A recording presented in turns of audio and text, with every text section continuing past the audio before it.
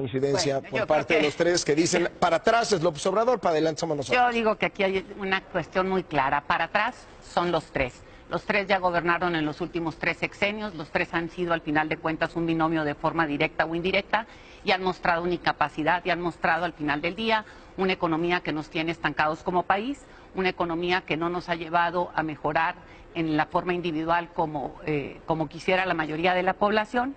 Y me llama la atención muchísimo al final del día cuando hablan unos del 80-85% anti-PRI y al final de cuentas yo llamaría anti-PRIAN.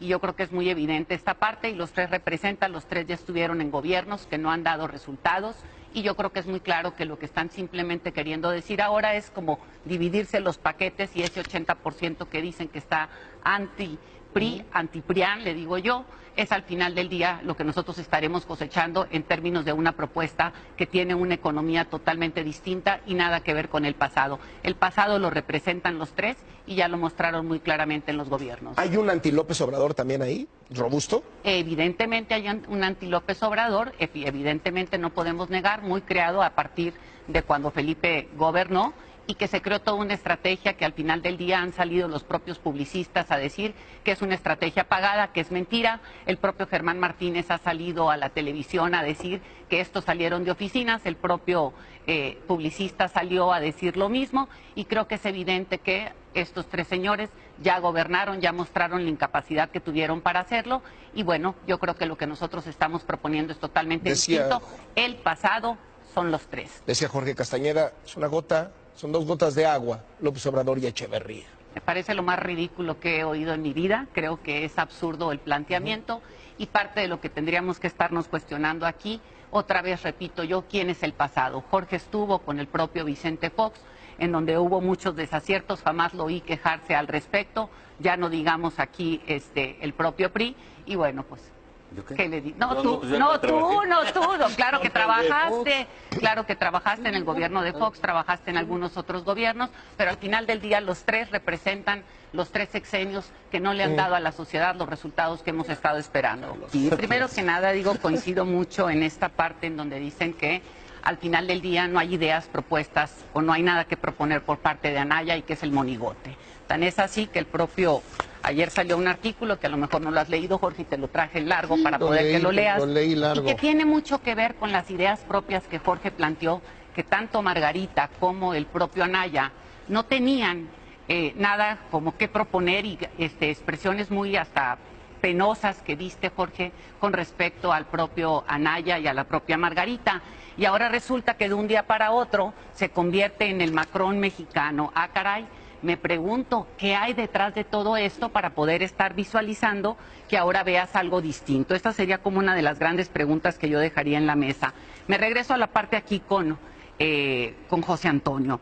Cuando hablas de que impunidad, yo pregunto, ¿qué vio José Antonio? ¿Dónde pasó estos 900 millones que nunca vio? Que el propio Castañeda dijo que era casi imposible que pasaran frente a ti 900 millones y no los vieras. La estafa maestra, esta parte y esta obsesión tuya, Aurelio, al final del día con el tema de la educación. Parece que todavía no superas el tema de que no haya sido el candidato. Tú mero deberías de haber sido el candidato y no el yo mero que no ha llegado ni siquiera a poder avanzar. Y creo que parte de este punto otra vez de que vuelven a sacar el Bester está en la cárcel, está en su casa, déjenla en paz. Yo creo que ya es momento. Quienes llegaron al poder al final del día con el Bester es Felipe Calderón.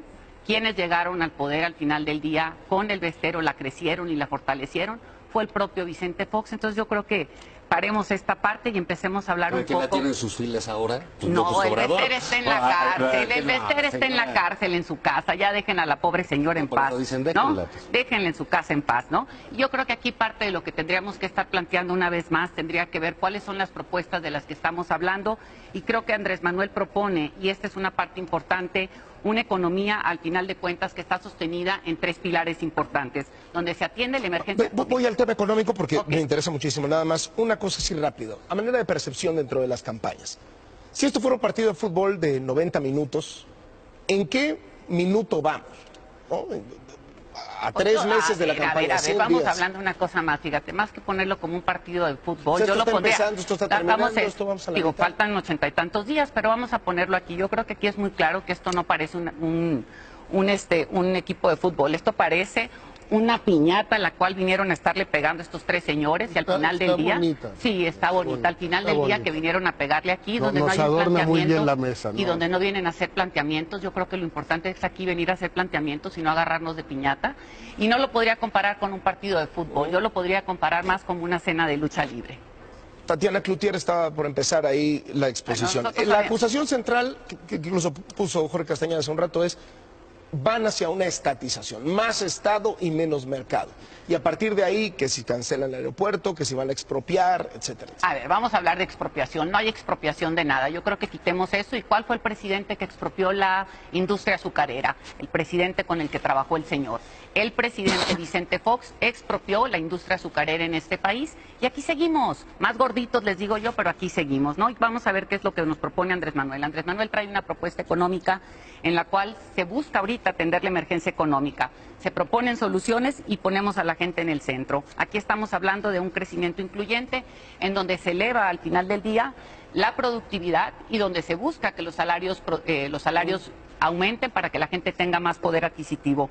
Estamos hablando de cadena de proveedores, estamos hablando de fortalecer el mercado interno, pero también buscar un fortalecimiento de las exportaciones, no solamente mirando al vecino país del norte que vendría siendo Estados Unidos. Hablamos de cadena de proveedores, no estamos hablando de encerrarnos y hablar de este esquema del que nos están planteando simplemente como decir, esta es una mirada al pasado. Repito, el pasado son ellos. También creo ahorita que dices que Margarita gobernaría de forma diferente. Aquí están los números muy similares de Felipe Calderón y Peña Nieto, del panteón que han hecho este país y que lo han convertido. Y a mí me llama la atención que Margarita jamás se pronunció.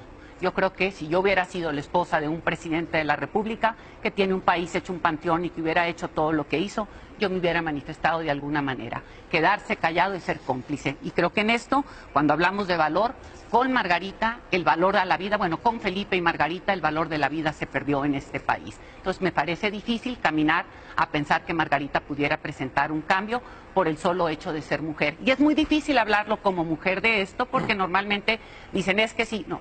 Ser mujer no significa solamente ponerse un vestido. Ser mujer significa tener una manera de gobernar distinta y no tolerar este tipo de cosas que convierten al país en un panteón y quedarte callada y hablar que eso es tener valores. Creo que esto es penoso. No, cerrar. Pues para cerrar, yo lo que digo es, yo le pregunto a la gente que nos está viendo hoy si realmente se siente que su situación es mejor que hace 3, 6, 9 años y yo estoy segura que no. Estas reformas que nos han presentado, estas reformas que nos dijeron que nos iban a dar una mejor vida, no nos le están dando como sociedad y yo creo que esto es lo que representan ellos y nosotros estamos representando una diferencia en este sentido y estamos invitando a la gente a crear un futuro diferente, un futuro en donde realmente puedan tener apoyos los jóvenes para estudiar, donde puedan tener los jóvenes un apoyo para poder capacitarse y poder ingresar al mundo del trabajo, en donde podamos cortar de tajo la corrupción y no estar en estas situaciones intermedias donde la corrupción nos pasa de frente y ni siquiera nos damos cuenta y al final del día yo creo que la gente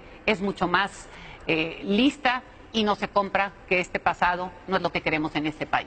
Hay muchas divergencias sobre cuál es la posición de mí, de Anaya, de Margarita en las encuestas, pero todas las encuestas dicen que López Obrador va adelante. ¿Siente que tienen ya la presidencia en la bolsa? Yo creo que esto es ahora sí como el béisbol. El juego no se acaba hasta que entre el último out.